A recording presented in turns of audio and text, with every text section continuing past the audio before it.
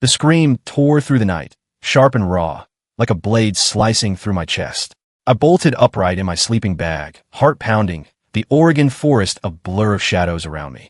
Was it real, or just the echo of my own fears chasing me into the dark? My name is Ethan Caldwell, 22, a college dropout, still figuring out what life means when you're stuck in a small town like Astoria, Oregon. That summer, I was drowning, grieving my mom, lost in a haze of guilt and questions I couldn't answer.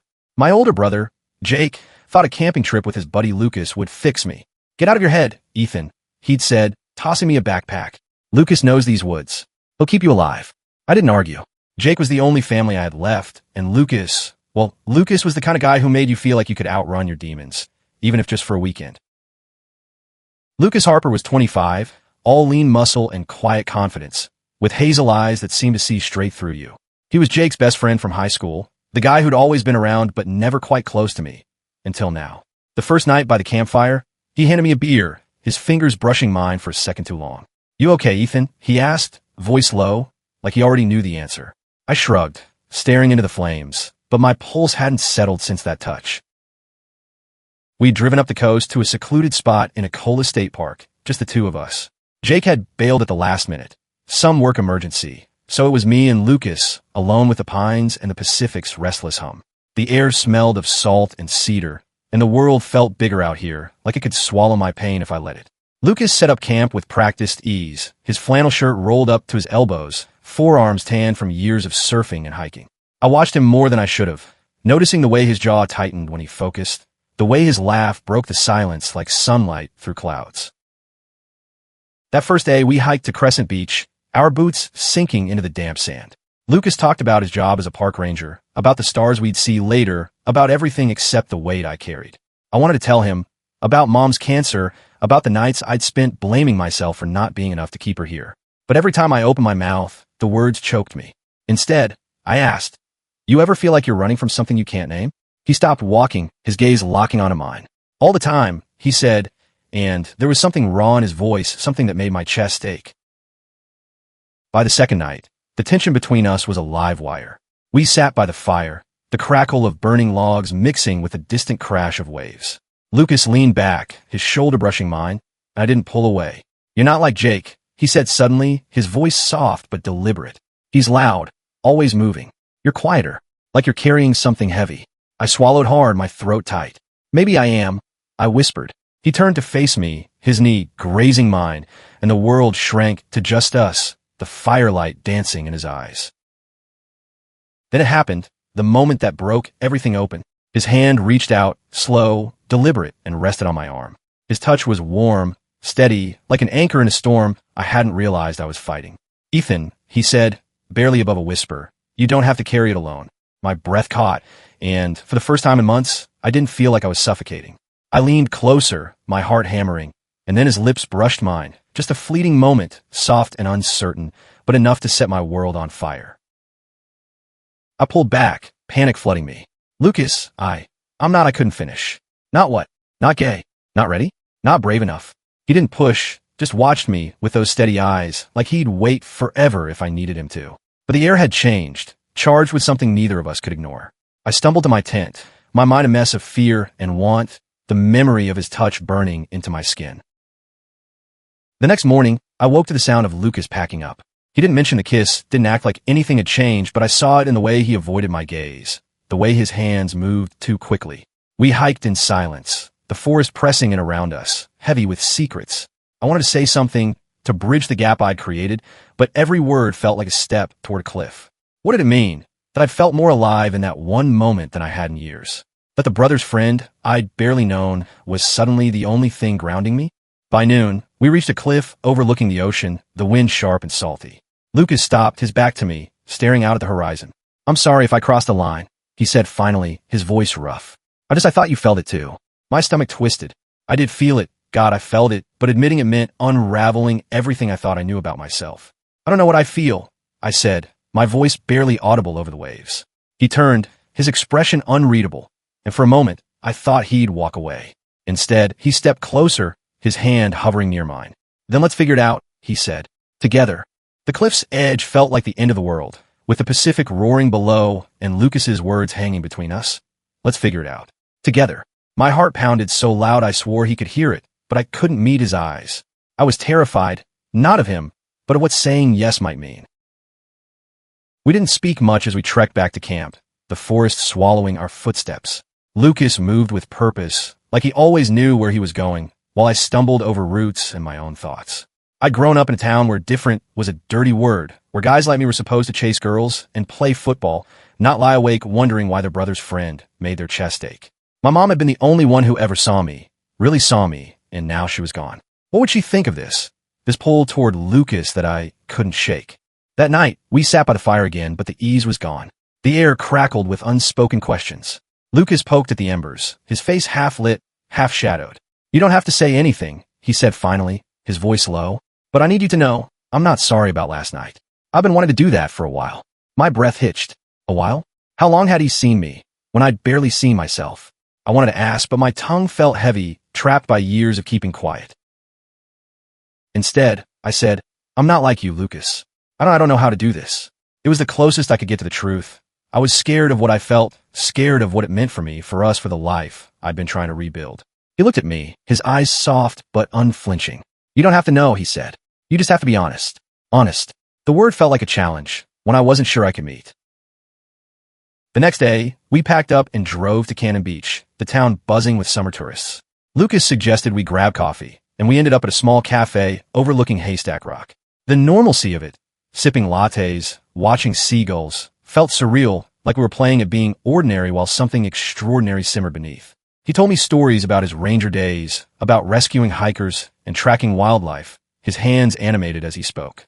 I watched his fingers, remembering how they'd felt on my arm, and my face burned. "Ethan," he said, catching my stare, but doing it again. "Doing what?" I asked, though I knew. "Looking at me like you're trying to solve a puzzle." He smiled, but there was a question in it, one that made my stomach flip.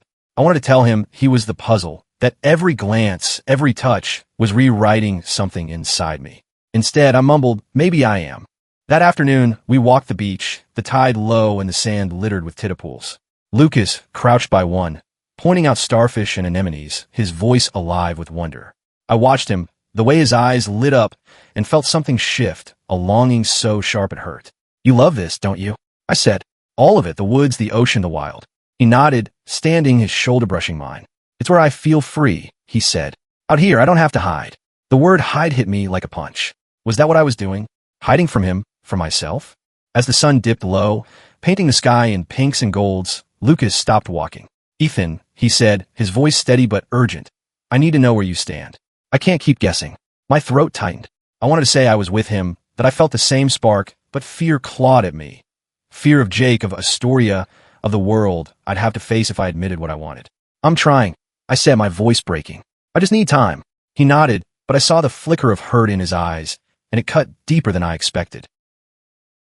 That night, back at camp, a storm rolled in. Rain battered the tent, and the wind howled like it was trying to tear the world apart. Lucas and I sat shoulder to shoulder, the space between us electric. "You ever think about leaving?" he asked, his voice barely audible over the storm. "Astoria, starting over somewhere new." I hadn't, not really, but the idea sparked something in me, a vision of a life where I wasn't defined by loss or fear.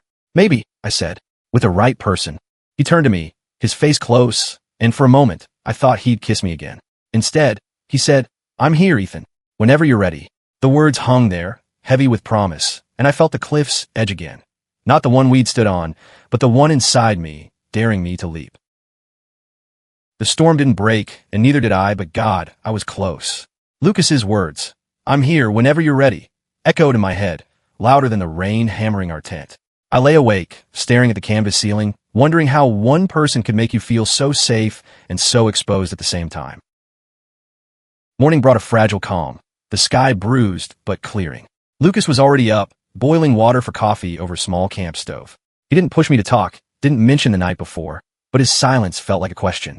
I wanted to answer, to tell him I was ready, but the weight of Astoria, of Jake, of the life I'd always known, held me back. We broke camp and headed to Seaside, the final stop on our trip. The town was alive with arcades and boardwalk vendors, a stark contrast to the wild solitude of Ecola. Lucas seemed lighter here, tossing coins into a claw machine, laughing when he won a cheap stuffed crab. "For you," he said, handing it to me with a grin. I took it, my fingers brushing his, and the spark was there again, undeniable. We walked the promenade, the ocean a constant hum beside us. Lucas told me about growing up in Astoria, about the years he'd spent hiding who he was. I came out to Jake's senior year, he said, his voice steady but distant. He was cool about it, but I could tell it changed things. He never looked at me the same. My stomach twisted. Jake, my loud, loyal brother, had accepted Lucas, but at a distance. What would he think of me if I crossed that line? Did it hurt? I asked. Lucas shrugged, but his eyes betrayed him. Still does sometimes. That afternoon, we rented bikes and rode along the beach, the wind whipping at our clothes. Lucas raced ahead, his laughter carrying back to me, and I pedaled harder, chasing the sound. For a moment, I forgot everything. The grief, the fear, the questions. It was just us, the salt air, and the freedom of the open coast. When we stopped to catch our breath, Lucas looked at me, his hair mussed, his cheeks flushed. "You're smiling," he said, almost surprised. I hadn't realized I was, but he was right. My face felt lighter, like I'd remembered how to breathe. That night, we found a quiet spot on the beach, away from the crowds. Lucas built a small fire, and we sat close, the flames casting shadows on his face. "Tell me about her," he said suddenly. "Your mom." The question caught me off guard, but the way he asked, gentle like he really wanted to know, unlocked something. I told him about her laugh, her love of old jazz records, the way she'd make me pancakes on Sundays, even when she was sick. My voice cracked, and Lucas reached for my hand, his fingers lacing through mine. "She sounded like she loved you fiercely," he said. I nodded, tears burning my eyes. She did. The fire died down, and the air grew heavy with the weight of what wasn't said. I looked at our joined hands, at the way his thumb brushed my knuckles, and felt the cliff's edge again. "Lucas," I said, my voice barely a whisper, "I'm scared." He squeezed my hand, his gaze steady. "I know, but you're not alone in this." I wanted to believe him, wanted to let go of the fear, but it clung to me like damp sand. The next morning, we packed up to head back to Astoria. The drive was quiet, the coastal highway stretching out like a ribbon of uncertainty. Lucas kept his eyes on the road, but I could feel the tension between us, the unspoken question of what happened next. When we stopped at a gas station, I saw my chance. "I don't want this to end," I said, the words spilling out before I could stop them. He turned, his expression softening. "It doesn't have to," he said. "But you've got to decide what you want, Ethan. I can't do that for you." Back in Astoria, reality hit hard. Jake was waiting at the house, his truck parked in the driveway. He hugged me, asked about the trip, but his eyes flicked to Lucas, searching for something I wasn't ready to explain. That night, I lay in my childhood bedroom, the stuffed crab on my nightstand, Lucas's words echoing, "Decide what you want." I wanted him, God, I wanted him, but wanting him meant facing Jake, facing Astoria, facing myself. The cliff was closer than ever, and I wasn't sure I could jump. The cliff was all I could see, even in my dreams, a jagged drop into the unknown, with Lucas waiting at the bottom, his hand outstretched. I woke up sweating, the stuffed crab staring at me from the nightstand like a silent challenge. I had to decide, but every choice felt like a betrayal of Jake, of Mom, of the Ethan I'd been pretending to be. Astoria closed in around me the next day, its familiar streets suffocating. I walked to the pier, hoping the river's steady flow would clear my head. Lucas texted me, "Meet me at the park tonight?" My fingers hovered over the keyboard, torn between yes and silence. I typed OK and hit send before I could overthink it. The park was neutral ground, a place where we could talk without Jake's shadow looming. Lucas was already there when I arrived, sitting on a bench overlooking the Columbia River. The sunset painted the water gold, and he looked like he belonged here, part of the wild beauty of the world. "Hey," he said, standing as I approached. His smile was cautious, like he was bracing for rejection. I sat beside him, the space between us heavy with everything we hadn't said. "I don't know how to do this," I admitted, my voice raw. I've never felt like this before." He nodded, his eyes searching mine. "I get it, Ethan. It's not easy, especially here." He gestured vaguely at the town around us, its small-minded whispers always just out of earshot. "When I came out, I lost people.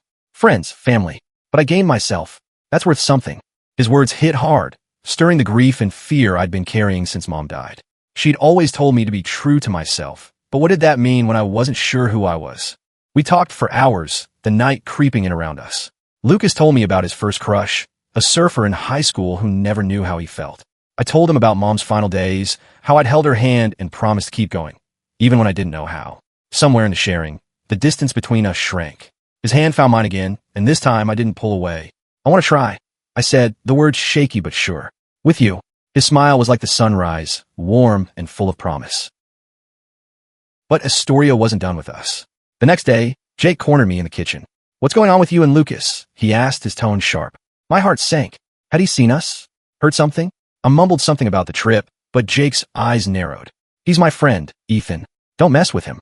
The warning stung, not because it was cruel, but because it was protective of Lucas, not me. I wanted to tell him the truth, but the words stuck, trapped by years of playing the good little brother. I met Lucas again that night, this time at his apartment. It was small, cluttered with maps and hiking gear, a testament to his love of the wild. We sat on his couch, a beer in my hand, his knee brushing mine. "Jake knows something's up," I said, my voice tight. Lucas sighed, running a hand through his hair. "He's not stupid, but he's not the one you need to convince. You are." He was right, but it didn't make it easier. I leaned into him, my head on his shoulder, and for a moment the world felt right. Then the door burst open. Jake stood there, his face a storm of confusion and anger. "What the hell, Lucas?" he shouted. My heart stopped. Lucas stood, calm but firm. "Jake, we need to talk." But Jake wasn't listening. He turned to me, his eyes blazing. "You're my brother. How could you not tell me?" The betrayal in his voice cut deeper than any knife. I tried to speak, to explain, but he stormed out, leaving a silence that echoed louder than his words. Lucas took my hand, his grip steady. "Give him time," he said, but I could hear the doubt in his voice. I wanted to believe him, but Jake's anger was a wall between me and the life I was starting to want. That night, I lay awake in Lucas's apartment, his arm around me, and wondered if I'd just lost the only family I had left for a chance at something I was still afraid to name. Jake's absence was a wound that wouldn't close. For days, he ignored my calls, my texts, leaving me with nothing but the echo of his anger. I stayed with Lucas, his apartment a fragile refuge from the storm I'd unleashed, but even his touch couldn't quiet the fear that I'd broken something irreparable. Lucas was patient, his presence a steady anchor. We spent mornings walking the riverfront, evenings tangled in quiet conversations about the future. He talked about moving to Portland, starting fresh in a city where we could be us without Astoria's judgment. The idea was intoxicating, a life where I didn't have to hide, but it meant leaving Jake behind, and that thought twisted my gut. "He'll come around," Lucas said one night, his arms around me as we lay on his couch. "He loves you." But love didn't always mean acceptance, and I wasn't sure Jake could see past his own hurt. I finally tracked Jake down at the marina, where he was fixing his boat. The air smelled of salt and oil, the gulls screaming overhead. He didn't look at me as I approached, his hands busy with a wrench. "Jake," I said, my voice trembling, "we need to talk." He kept working, his jaw tight. "You lied to me, Ethan. You and Lucas behind my back." The accusation stung, but I stood my ground. I didn't lie. I was scared. I'm still scared. But I'm trying to be honest now. He stopped, finally meeting my eyes. "You're my brother," he said, his voice raw. "I thought I knew you." I swallowed hard, the weight of his words crushing. "You don't know me," I said. "This is me, Jake. I'm figuring it out, but I need you to see me." For a long moment, he just stared, and I braced for rejection. Then he sighed, his shoulders sagging. "I don't get it," he said, "but I don't want to lose you." It wasn't acceptance, not fully, but it was a start, a crack in the wall between us. That night, Lucas and I drove back to Ecola, to the same cliff where he'd first asked me to figure out together. The stars were out, a blanket of light above the restless ocean. We sat on the hood of his truck, the wind carrying the scent of pine and salt. "I told Jake," I said, my voice steady for the first time in days. Lucas raised an eyebrow, a smile tugging at his lips. And he's trying," I said, "like I am." Lucas took my hand, his fingers warm and sure. "That's all we can do," he said. "Try." We stayed there until dawn, watching the sky shift from black to gold. I thought about Mom, about her fierce love, her belief that being true was the only way to live. I thought about Jake, grappling with a truth he hadn't expected. And I thought about Lucas, who'd seen me when I couldn't see myself. "I'm ready," I said, turning to him. "For this. For us." His smile was brighter than the sunrise, and when he kissed me, it felt like coming home. Months later, we moved to Portland. Jake came to visit, awkward but trying, and we rebuilt our bond piece by piece. Astoria faded into the background, a chapter closed but not forgotten. Lucas and I built a life together, messy, imperfect, but ours. The night he touched me on that camping trip, nothing was ever the same. It broke me open, forced me to face the parts of myself I'd buried. But in that breaking, I found something stronger, a love that was worth the fear, a truth that was worth the fight, and a future that was finally mine to claim.